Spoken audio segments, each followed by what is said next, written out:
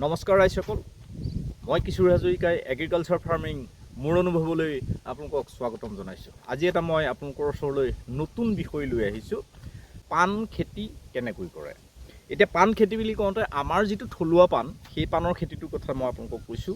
পাণ আগতে আমাৰ পূৰ্বপুৰুষসকলে যিকেইটা পাণৰ খেতি কৰিছিল, তামোল গছত দিছিল বা নাৰিকল গছত দিছিল বা বেলেগ বেলেগ গছত ৰুইছিল। বহুত ওখ হৈ যায়, তাত আপুনি জখলা দি পাৰিবৰ কাৰণে অসুবিধা হয়, নানান অসুবিধা হয় এই কথাখিনি। গতিকে আমি কেনেকৈ সহজ পদ্ধতিত কম দিনৰ ভিতৰত আমি কেনেকৈ এটা সঠিক উৎপাদন কৰিব পাৰোঁ আৰু তাৰ পৰা এটা সুন্দৰ চাহিদা আমি পূৰণ কৰিব পাৰোঁ আৰু এটা খুব সহজ আৰু কোনো ধৰণৰ মানে আপোনাৰ কষ্ট খুব কম খেতিটোত। গতিকে সেই খেতিটো আমি কেনেকৈ লাভ কৰিব পাৰোঁ, এই গোটেই কথাখিনি মই আপোনালোকক আজি বিতংভাৱে ক'ম। গতিকে আপোনালোকে ভিডিঅ'টো সুন্দৰভাৱে চাব। আপোনালোকে পাণজোপাৰ এই যে দেখিছে, এই এনেকুৱা ঠালবিলাক আপোনালোকে নিৰ্বাচন কৰিব। এই ঠালটো যিটো গুৰিটো লাগি আছে, এইটো দেখিছে, এইটো এনেকুৱা ঠিক ইয়াৰ গুৰিতে ধুনীয়াকৈ কাটিব। আৰু এইটো দেখিছে, এইটো থাকিব লাগিব। আকৌ এটা মই কাটি দেখাইছোঁ আপোনালোকক।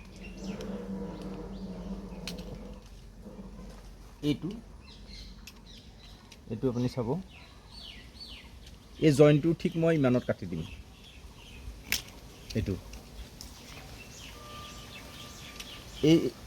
এই গাঁঠিটো থাকিব লাগিব। এই গাঁঠিটো ৰাখি পেলাই সদায় কাটিব। মই যি দুটা ঠাল আপোনাৰ কাটি আনিছিলোঁ, এই দুটা মই আপোনালোকক এতিয়া দেখাম কেনেকৈ কলম কৰিব লাগে বা ইয়াৰ পৰা আপুনি পুলি কেনেকৈ বনাব। এইটো আপুনি একেবাৰে এনেকৈ চোকা ল'ব, কটাৰী বা যিখন চুৰি ল'ব, একেবাৰে এঢুলীয়াকৈ কাটিব। বাৰে বাৰে দাগ নলগাব, এবাৰতে এনেকৈ এঢুলীয়াকৈ কাটি দিব। কটাৰ পিছত আপোনাক লাগিব অলপ বালি। একো নাই, এইটো সুদা বালি, নদীৰ বালি। আৰু অলপ মই এইটো আপোনাৰ জৈৱিক সাৰ লৈছোঁ। আপুনি কেঁচু সাৰ ল'লেও হ'ল, গোবৰ বা এনেকুৱা পচন সাৰ ল'লেও হ'ল। তাৰপিছত আপোনাক লাগিব এটা ৰুট হৰম'ন, যিকোনো আপুনি গুটিৰ দোকানতে পাব। আপুনি যে ক'লেই হ'ল যে মোক এটা ৰুট হৰম'ন লাগে, শিপাৰ যিটো গজায়। এই হৰম'নটো আপুনি এটা কাম কৰিব, এইটো ৰোটেক্সৰ নামতো পায়, বেলেগ যিকোনো নামত পায়। আপুনি ক'লেও হ'ল যে মোক পুলি গজাবৰ কাৰণে লাগে, কিন্তু এইটো আপুনি 1 নম্বৰ আনিব। যিহেতু আমাৰ পাণৰ ঠাৰিবিলাক কোমল হয়, গতিকে কোমল জাতীয় যিবিলাক আপুনি কলম কৰিব, তাৰ কাৰণে 1 নম্বৰটোৰ দৰকাৰ। 1 নম্বৰ আছে, 2 নম্বৰ আছে, 3 নম্বৰ আছে। 3 নম্বৰটোক একে টান যিবিলাক আপোনাৰ ডাল টান হয়, টান গছৰ ডাল যিটো টান হয়, সেইটোত আপোনাৰ 3 নম্বৰটো লগায়। ঠিক 2 নম্বৰটো অলপ কোমলত লগায়। আৰু এইটো যিটো একেবাৰে আমাৰ ধৰক কাটিং কৰিবলগীয়া হ'ল পাণ বা বিলাহী, বেঙেনা, এনেকুৱা ধৰণৰ জলকীয়া, সেইখিনিত আপোনাৰ 1 নম্বৰটো ইউজ কৰিব। এতিয়া ৰুট হৰম'নটো ল'লে, তাৰপিছত মই আপোনালোকক দেখাইছোঁ। আপোনালোকে যদি এনেকুৱা পাণৰ পুলি আপোনালোকে কমকৈ বনায়, আপোনালোকে এইটো পদ্ধতিত, এইটো মই বটলৰ তলটো কাটি লৈছোঁ, প্ৰথম এনেকৈও পচাব পাৰে, বা যদি সৰহকৈ হয় তেতিয়া আপুনি মাটিতো পচাব পাৰে। কিন্তু মাটিত পচালে আপোনাৰ যাতে এটা বস্তু চাব লাগে, পানী যাতে জমা নহয়। মই এইটোত আপোনালোকক পচাই পেলাই মই পদ্ধতিটো দেখাই দিছোঁ। যদি আপুনি ধৰক 8-10টা ঘৰৰ কাৰণে পচায়, তেতিয়া আপুনি এই পদ্ধতিটো ব্যৱহাৰ কৰিব পাৰে। এই পদ্ধতিটো ব্যৱহাৰ কৰিলে মানে আপোনাৰ পুলিটো ভাল হয়, আৰু দ্বিতীয়তে ইয়াত কোনো ধৰণৰ মৰি যোৱা বা তেনেকুৱা ধৰণৰ সমস্যাখিনি নাথাকে। অলপ বাতিত পানী লৈ ল'ব, আৰু এই বালিখিনিত আপুনি জৈৱিক সাৰখিনি এনেকৈ মিলাই দিব।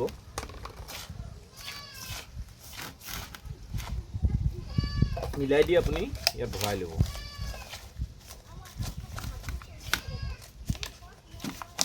অলপ খুন্দিয়াই দিব। পাণৰ পুলি পচাবলৈ আপোনাৰ ইমান অসুবিধা একো নাই, মাত্ৰ অলপ যত্ন কৰিলেই হ'ল। ইয়াত অলপ পানী দি দিব। তাৰপিছত যিটো আপুনি ঠাল ল'ব, ঠালটো অকণমান এনেকৈ মূৰটো পানী অকণমান দি পেলাই এনেকৈ গুৰিটো সানি ল'ব। সানি লৈ যিটো আপোনাৰ হৰমন আছে হৰমনটো এনেকৈ আপুনি লগাই দিব, বা আপুনি এনেকৈ আঙুলিত লৈ লগাই দিব।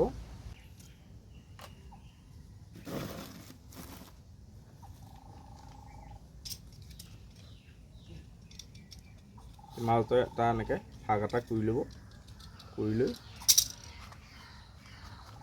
ডালটো একেবাৰে ঠেলিপেৰে ভৰাই দিব, আৰু এনেকৈ অনা নিয়া কৰি নাথাকিব, কাৰণ হৰমনটো তাৰ গুৰিত যিহেতু লাগি আছে। আপুনি যদি এবাৰ ওলোৱা আকৌ সোমোৱাই এনেকুৱা কৰি থাকে, তেতিয়া হৰমনটো গুৰিৰ পৰা এৰাই যাব। গতিকে আপুনি এনেকৈ ৰাখিব। আৰু এই পাতখিনি যিখিনি আপোনাৰ পাণ আছে, সেই পাণখিনি আপুনি ডাঙৰ ডাঙৰ পাণখিনি কাটি ৰাখিলেও হ'ল, একো নাই। এটা বা দুটা পাত থাকিলেও হ'ল। তেতিয়া আপোনাৰ সুবিধা হয় যে পাণজোপা সঠিকভাৱে গজালি আহিছে নাই বা চাবলৈ 2-3 দিনৰ পিছত আপুনি দেখিব ইয়াৰ পৰা কোঁহ ওলাব। গতিকে মই পাণকেইখিলা কটা নাই, মই ৰাখি থৈছোঁ। ঠিক এনেকৈ আপোনালোকে, মই এইটো ডালো দেখাই দিছোঁ এবাৰ। এইটো আপোনাৰ পানী দি এনেকৈ মূৰটোত অকণ পানী লগাই ল'লে, পানী লগাই লৈ ইয়াৰ পৰা অকণমান হৰমন এনেকৈ আঙুলিয়ে লৈ এনেকৈ লগাই দিলে, এনেকৈ অকণমান লগাই দিলেই হ'ল। বেছি হেৰি কৰিব লাগিব বুলি কথা নাই, ঢেৰ লাগিব বুলি কথা নাই, অকণমান লাগিলেই হ'ল। আগৰ দিনৰ মানুহেতো একোৱেই নিদিয়ে, আপোনাৰ গোবৰ মাটি এনেকৈ হেৰি কৰি পেলাই আপোনাৰ জেকা জেগাত ডাইৰেক্ট পচায়, তেনেকৈও হয়। কিন্তু কথাটো হ'ল তেনেকৈ পচালে আপোনাৰ দিন লাগিব। তেনেকৈ পচালে আপোনাৰ মোটামুটি এমাহমান বা কেতিয়াবা 45 দিন এনেকুৱা লাগি যায়। আৰু তাতে কি হয়, আপুনি চব যে গজিব সেইটো কোনো গেৰেণ্টি নাথাকে। আপোনাৰ কিছুমান পুলি নগজিবও পাৰে। কিন্তু যদি আপুনি ৰুট হৰমন দি আপুনি পুলি কৰে, তেতিয়া প্ৰতিটো পুলিয়ে সুন্দৰভাৱে গজিব। আৰু দ্বিতীয়তে এই কাইডাত পচালে মানে কি হয়, পুলিটো বেমাৰ আজাৰ নাথাকে, বেমাৰ আজাৰ নহয়, বা ইয়াত বীজাণুটো ইমানে আপোনাৰ, কাৰণ আমাৰ আগৰ দিনৰ দেউতাহঁতে বা আগৰ দিনৰ মানুহে যেনেকৈ পচাই ধৰক অলপ জেকনি জেগাত তাত নানান ধৰণৰ বীজাণু পৰি থাকে, তাতে পাণখিনি দি লৈ মাটি বা গোবৰ দি পেলাই ঢাকি থয়। ঠিক এমাহ 45 দিনৰ পিছত তাৰপৰা যিটো পুলি হয় সেইটো পাণ পুলিটো লগায়। কিন্তু এনেকৈ যদি আপুনি পচায়, ইয়াত বিজ্ঞানসন্মতভাৱে এই কামখিনি কৰিলে এটা কথা ভাল হয়, পাণজোপা ভৱিষ্যতে আপোনাৰ নিৰোগী হ'ব। সেইটো আপোনাৰ মেইন কথা। পাণজোপা যিহেতু নিৰোগী হ'ব, গতিকে আপুনি এই কামখিনি অকণমান যত্ন হয়, একো নাই। মানুহে ক'ব যে এনেকৈ পচালেও হয় দেখোন, সেইটো ইমান তেনেকুৱা কথা নহয়। গজাতটো গজি যাব, কিন্তু কথাটো হ'ল মই এতিয়া যেনেকৈ গজাইছোঁ সকলোখিনি গজিব, ইয়াত এটাও মিছ নহয়। কিন্তু আপুনি যদি তেনেকৈ গজায়, আপুনি 50টা পুলি যদি তেনেকৈ গজায়, তাৰপৰা খুব বেছি 20টা বা 25টাহে পাণৰ ঠাল আপোনাৰ গজিব। কিন্তু চব নগজে, কিছুমান মৰহি যায়, কিছুমান গেলি যায়। গতিকে আৰু কি হয়, মাটিটো মানে ঠালটোৰ পৰা 3-4টা গাঁঠিলৈকে পুতি দিয়ে। আচলতে 3-4টা গাঁঠিলৈকে পুতিবলগীয়া তেনেকুৱা একো কথা নাই। গতিকে 3-4টা গাঁঠিৰ পৰা যেতিয়া আপোনাৰ শিপা ওলাব, তেতিয়া যথেষ্ট সময় হয়। আপোনাক এটা গাঁঠিৰ পৰা শিপা ওলালে পাণপুলিটো গপচ হ'ব।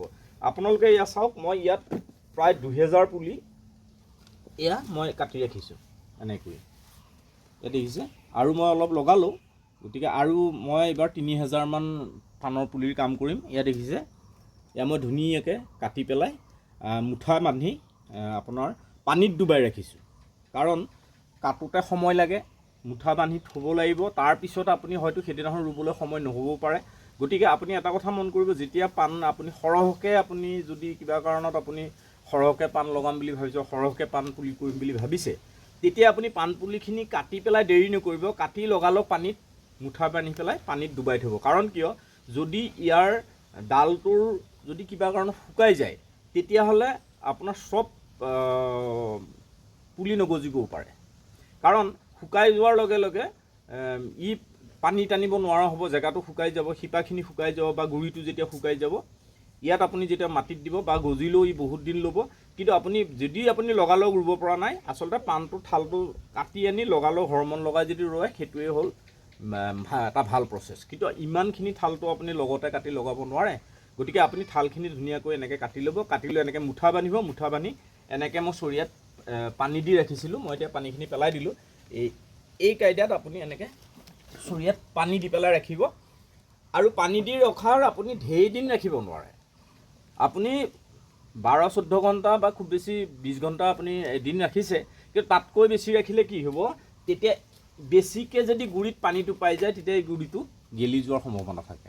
এয়া দেখিছেনে, এয়া আপোনাৰ আঠা আঠা হৈ যাব।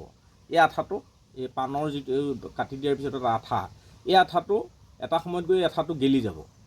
এই গুড়িটো যেতিয়া গেলি যাব, এই শিপাবিলাক গেলি যোৱাৰ পিছত ইয়াৰ পৰা পুলি হোৱাৰ চান্স কম থাকে। গতিকে আপুনি যিমান পাৰে সোনকালে কাটিব, কাটি পেলাই পাণপুলিটো লগোৱাৰ চেষ্টা কৰিব। তেতিয়া আপোনাৰ পাণপুলিটোৰ ভৱিষ্যতে নমৰে আৰু এটা সুস্থ সবল পাণৰ পুলি পাব পাৰিব। গতিকে আপোনালোকে আজি এই কথাখিনি মই কেনেকৈ এইটো এতিয়া আপুনি সৰহকৈ পাণপুলি পচালে আপুনি এনেকৈ গিলাচ বা এনেকৈ পচোৱাৰ কোনো দৰকাৰ নাই। কাৰণ এনেকৈ পচাবলৈ গ'লে আপোনাক বহুত যতন লাগিব, বহুতখিনি আপোনাৰ এনেকুৱা গিলাচ লাগিব।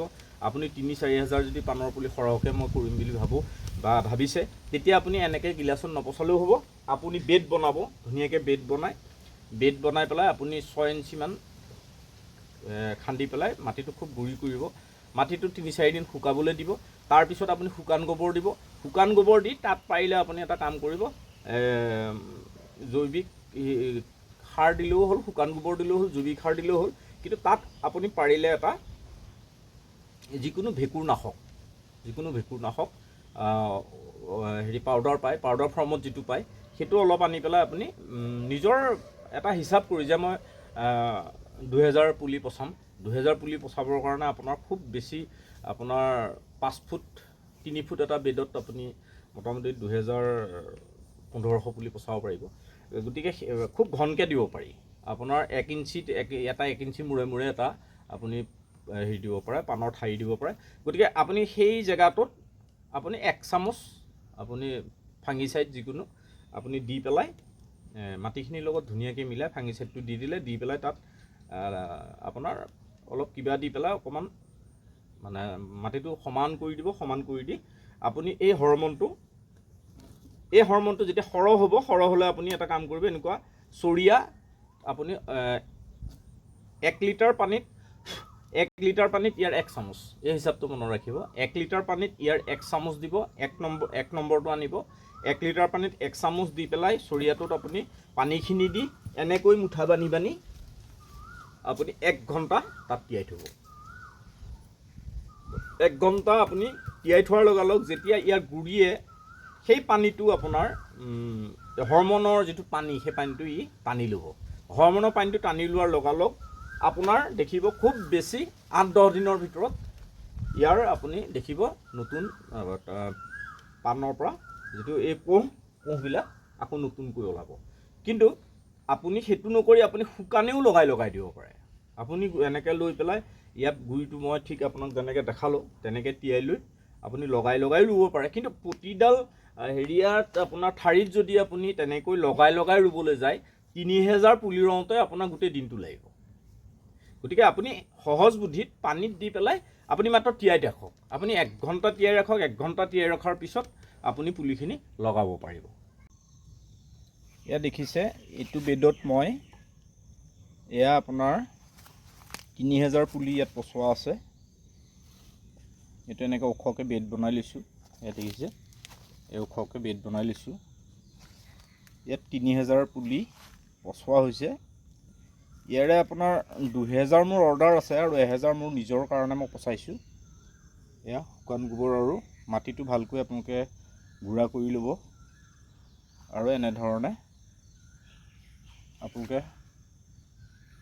ধুনীয়াকৈ পচাব আৰু মাজে মাজে এনেকৈ স্প্ৰে দি আপোনালোকে যাতে শুকাই নাযায় চাব। পানীটো প্ৰায় এদিনৰ মূৰে মূৰে পানীটো দিবই, কাৰণ যিহেতু গজালিটো তেতিয়া আপোনাৰ সোনকালে আহিব। গতিকে পানীটো এদিনৰ মূৰে মূৰে দিব, তেতিয়া সোনকালে গজালিটো আহিব। আৰু এটা কথা, আপোনালোকে এই বেডত কিন্তু খুব বেছি দিন আপোনালোকে ৰাখিব নোৱাৰে। ইয়াত আপোনাৰ মানে ইয়াৰ পৰা আপুনি 1 মাহৰ পিছতে পুলিখিনি বেলেগ য'ত আপোনালোকে লগাব, এমাহ 1.5 মাহৰ পিছতে আপুনি সেই পুলিখিনি তালৈ নিয়াৰ ব্যৱস্থা কৰিব লাগিব, কাৰণ ইয়াত বহুত ঘনকৈ ৰোৱা যায়। তথাপিও নোৱাৰিলে আপুনি 2 মাহ বা 3 মাহৰ ওপৰতো ইয়াত আপুনি নাৰাখিবই, কাৰণ যদি ইয়াত 3 মাহমানতকৈ বেছি ৰাখি দিয়ে তেতিয়া এই ডালবিলাকৰ ডাঙৰ হ'ব, ডাঙৰ হৈ ইটো ডালৰ লগত সিটো ডাল পাক খাই যাব, আৰু তেতিয়া পুলিটো উঠাওঁতে আপোনাৰ ভাগিব আৰু পুলিবিলাক নষ্ট হ'ব, কষ্ট পাব। গতিকে আপোনালোকে ইয়াৰ পৰা যদি কিবা কাৰণত আপোনাৰ ৰোৱাৰো দেৰি হৈ যায়, তেতিয়া আকৌ ইয়াৰ পৰা নি বহল জেগাত আকৌ আপুনি পাতলাই পালেং কৰি ৰুব লাগিব। আজিৰ ভিডিঅ'টো যদি আপোনালোকৰ ভাল লাগিল কমেণ্টত মোক জনাব, আৰু পাণৰ খেতিটোৰ বিষয়ে যদি আপোনালোকে বিশেষভাৱে কিবা জানিবলগীয়া আছে তেতিয়াহ'লে আপোনালোকে মোক ফোন কৰিব, মই আপোনালোকক জনাম।